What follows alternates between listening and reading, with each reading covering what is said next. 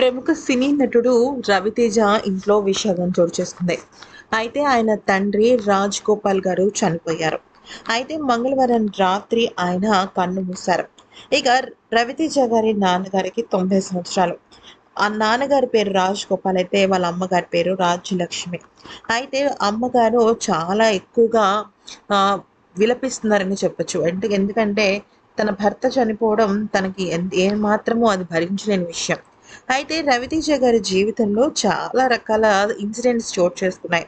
అయితే ఆయన జీవితంలో చెప్పాలి అంటే మనం మెగాస్టార్ చిరంజీవి ఎటువంటి బ్యాక్‌గ్రౌండ్ లేకుండా సినీ ప్రపంచానికి అడుగుపెట్టి ఎలా అయితే మెగాస్టార్ అయ్యారో సేమ్ రవితేజ కూడా అలాగనే అసలు బ్యాక్‌గ్రౌండ్ ఏమీ లేకుండానే సినిమా ప్రపంచానికి అడుగుపెట్టి దాదాపుగా 20 సంవత్సరాల పాటు ఏం చేయాలో అర్థం కాక సినిమా కళామతల్ని నమ్ముకుని ఎప్పటికైనా నాకు సక్సెస్ వస్తుంది అన్న ఒక చిన్న చిరు ఆశ ఆయన్ని ఇంత పెద్ద గొప్ప స్టార్‌ని చేసింది అని చెప్పటంలో ఎటువంటి సందేహము లేదు.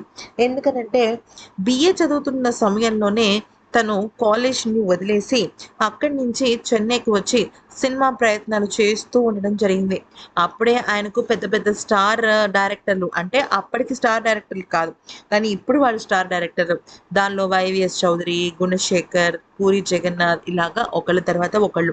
అప్పుడు వాళ్ళు కూడా ఒక్క ఛాన్స్ అంటూ ఎతుక్కుంటున్న వాళ్ళే. అయితే అందరూ కూడా ఎవరి ట్రయల్స్ వాళ్ళు వేసుకుంటూ ఉన్నారు.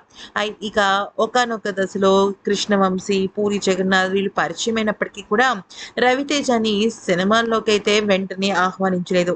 కానీ 'సింధూరం' సినిమా ఎప్పుడైతే రిలీజ్ అయిందో అంటే రిలీజ్‌కి ముందు ఆ స్టోరీని బ్రహ్మాజీకి వినిపిస్తే దానిలో బ్రహ్మాజీ మెయిన్ హీరో. అయితే సెకండ్ హీరోగా ఎవరిని చూడాలి అంటే నేచురల్‌గా ఉంటాడు. మా ఫ్రెండ్ ఒక అతనున్నాడు 'రవితేజ' అని చెప్పడం జరిగింది. అలా 'సింధూరం' సినిమాలో సెకండ్ హీరో పాత్ర వచ్చింది. అయితే ఆ సినిమా బాక్స్ ఆఫీస్ దగ్గర పెద్దగా హిట్ కాలేదు కానీ రవితేజ పాత్ర, రవితేజ అమాయకత్వం, అల్లరి, 'హాయ్ రే హాయ్' అనే ఒక పాట మంచి హిట్ టాక్‌ని సంపాదించుకుంది. ఆ తర్వాత 'నీ కోసం' సినిమా చేశాడు. అది కూడా ఫ్లాప్ అయింది కానీ ఆ సినిమాకి గాను, అతని యాక్షన్‌కి గాను రవితేజకు మంచిగా నంది అవార్డ్ వచ్చింది. అయితే ఇక అప్పుడు కూడా ఇంకా ఏం దారి లేక అంటే ఇంకా అప్పటికింకా మంచి సినిమాలు బ్రేక్ పడలేదు. ప్రతి ఒక్కరు ఫ్లాప్ అయిపోయాయి కదా! ఇంకేం చేస్తాం అన్నట్టుగానే మాట్లాడుతూ వచ్చారు. ఆ సమయంలో పూరి జగన్నాథ్ పరిచయం అవ్వడం, ఇట్లు 'శ్రావణి సుబ్రహ్మణ్యం' అనే సినిమా తీయడం జరిగింది. అయితే ఆ సినిమాకి ఒక్కటంటే ఒక్క రూపాయి కూడా రవితేజ రెమ్యూనరేషన్ తీసుకోలేదు. ఆఖరికి ఆ సినిమా మంచి హిట్ అయినా కూడా నాకసలు డబ్బులు వద్దు అంటూ ఆయన చెప్పడం జరిగింది. అయితే రవితేజ గారు ఇక తన మేనమామ కూతుర్నే ప్రేమించి పెళ్లి చేసుకోవడము, వాళ్ళకి ఒక పాప, ఒక బాబు పుట్టడము జరిగింది. బాబుని ఆల్రెడీ మనం ఆహ్, ఆహ్, వ ఒక సినిమాలో చూసాం మనం. రవితేజ గారు బ్లైండ్‌గా నటిస్తారు కదా! ఆ సినిమాలో తను చిన్నప్పటి రవితేజ గారు నటించారు. అయితే రవితేజ గారి తండ్రి చిన్నప్పుడు బాగా చదువుకోమని ప్రోత్సహించేవారు. కానీ సినిమాల మీద వ్యామోహంతోనే ఆయన అలా చేయలేదు. అయితే రవితేజ గారి తండ్రి ఫార్మసిస్ట్‌గా పనిచేస్తుండేవారు. ఎక్కువగా రవితేజ వాళ్ళ కుటుంబం నార్త్ ఇండియాలోనే ఉండటం జరిగింది. అందుకని హిందీ సినిమాలన్నా, అమితాబ్ బచ్చన్ అన్నా రవితేజకు చాలా అంటే చాలా ఇష్టం. అయితే రవితేజ జీవితం పూరి జగన్నాథ్ మలుపు తిప్పాడని చెప్పడంలో ఎటువంటి సందేహం లేదు. ఆ తర్వాత 'ఈడియట్' అనే సినిమా ద్వారా ఇక రవితేజతో పాటుగా తాను కూడా తెలుగు ఫిల్మ్ ఇండస్ట్రీలో లైఫ్ తీసుకొని ముందడుగు వేశారు. ఆ తర్వాత రవితేజ నటుడిగా వెనక్కి తిరిగి చూసుకోలేదు. కానీ పర్సనల్ లైఫ్‌లో చాలా ప్రాబ్లమ్స్ వచ్చాయి. ముఖ్యంగా తమ్ముడు భరత్, రఘు వీళ్ళిద్దరి విషయంలో చాలా అంటే చాలా పెద్ద వివాదం చోటు చేసుకుంది. వాళ్ళిద్దరూ కూడా మాదక ద్రవ్యాల విషయంలో కానీ, అలాగే మిగతా విషయాల్లో కానీ పోలీసులకు పట్టుబడడం. అప్పటినుంచి రవితేజ ఇద్దరు తమ్ముళ్ళ విషయంలో నాతో పాటు మీరు క్యారెక్టర్స్ చేయండి అంటూ డైరెక్టర్స్‌నికి వాళ్ళని పురమాయించడం ఇట్లా రకరకాలుగా. అయితే ఇక రెండో తమ్ముడు భరత్ అయితే 2017లో చనిపోవడం జరిగింది యాక్సిడెంట్ ద్వారా.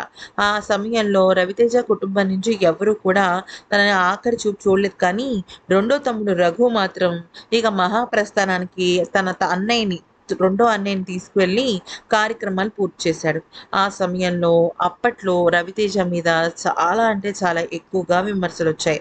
ఆ తర్వాత కూడా రవితేజ విషయంలో చాలా విమర్శలొచ్చాయి. మధ్యలో డ్రగ్స్ కేస్‌లో కూడా రవితేజ అనుమానితుడిగా ఎంక్వైరీకెళ్ళటం, ఆ సమయంలో తన గురించి రకరకాలుగా రాయడం రవితేజకి నచ్చేది కాదు. ఇక మరీ ముఖ్యమైన విషయం ఏంటంటే, ఆదివారం నాడు 'కోట శ్రీనివాసరావు' గారు చనిపోయారు కదా! అయితే 'కోట శ్రీనివాసరావు' గారికి, రవితేజకి మంచి ఫాదర్ అండ్ సన్ రిలేషన్‌కి సంబంధించిన మూవీస్ పడ్డాయి. ముఖ్యంగా 'ఈడియట్' సినిమాలో రవితేజ తండ్రి ఎవరో కాదు 'కోట శ్రీనివాసరావు' గారే. అయితే కొడుకు ముందు తిట్టినా కూడా వెనకాల కొడుకు గొప్పతనాన్ని 10 మందికి చెప్పే ఒక సాధారణ మధ్య తరగతి తండ్రిని ప్రతి ఒక్కరూ కనెక్ట్ అవుతారు.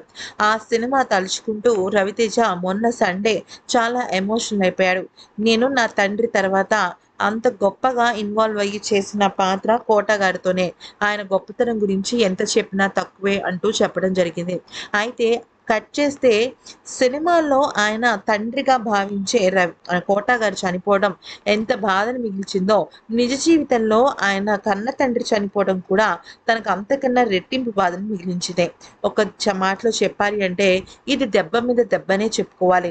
మన అనుకున్న మనుషులు దూరమైన తర్వాత ఆ బాధ చెప్పలేని బాధను మిగులుస్తుంది. అయితే ఈ మధ్య కాలంలో రవితేజ గారు హిట్ సినిమాలు అడపాదడపా తగ్గిపోయాయనే చెప్పొచ్చు. అయితే రవితేజ గారు చాలా సన్నపడిపోవడం, మొహం అంతా నీరసంగా కనిపించడంతో ఎందుకు ఆయన ఇలా మారిపోయారని అనుకున్నారు. కానీ ఆయనకు ఆకలి ఎక్కువగా వెయ్యని ఒక చిన్న రోగం అయితే వచ్చింది.